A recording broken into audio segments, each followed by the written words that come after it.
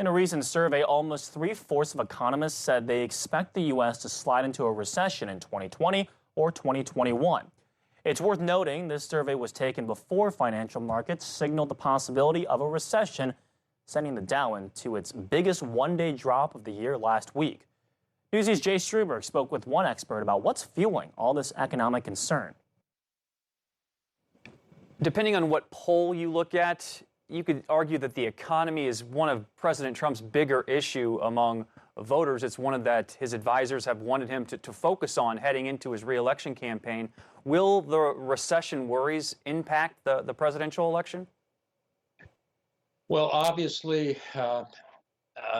presidents, whether they are responsible or not, when the economy is weak, they take on particularly in an election year, take on the burden of that. I think the president is right that the economy is right now appears to be doing well. The U.S. economy is doing well. Unemployment is low. Wages are up. Interest rates for borrowing purposes, for small businesses, is good. He has a couple of other problems that are impacting upon the economy that I think will have an effect upon the economy going into 2020. The first one is the dollar.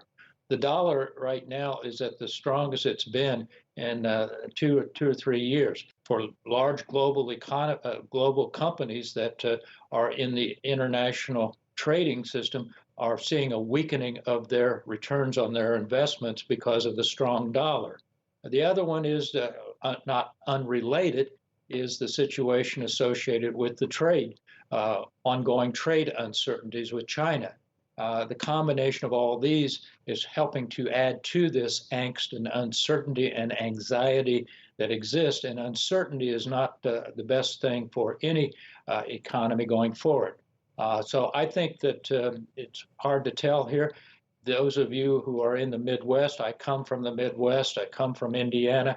There's a recession going on from my perspective, particularly in some of the states in the Midwest, particularly the agricultural grain-producing states. And so that's another issue. We have pockets that are not performing well, and that will be an issue, I think, as we go into the 2020 election as to whether or not this strong economy is being shared across the board.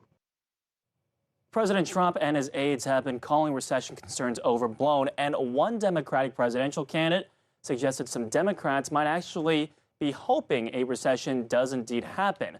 So it hurts the president's chances at the ballot box.